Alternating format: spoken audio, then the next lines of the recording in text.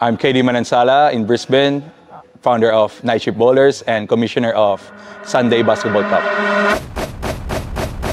Nag-start yung SBC kasi yung Night Shift Bowlers namin, dumadami yung mga players. And then, yung mga players na yon, ang sabi sa akin, oh, pwede ka na magpaliga kasi ang dami ng mga players, ang dami nang susupport sa'yo. I got the ball, I felt so good. I'll play all day in my neighborhood. Run and jump, pass and shoot. Basketball is what I do. I don't know if they're gonna support the league. But when I form or plan the league, ang daming mga kaibigan, mga tropa na nag-support na, oh sige, sasali kami dyan. And basically, it's like our first season composed with my friends, like group of friends. It started with like a lot of players coming in Night Shift Bowlers, so we formed a league for weekend league.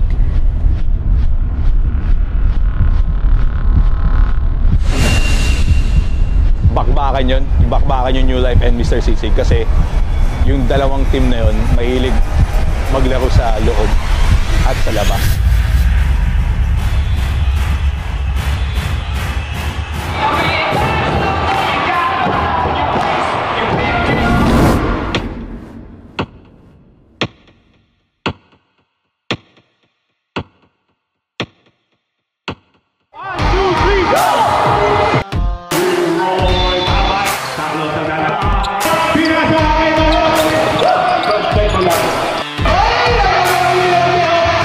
Afternoon.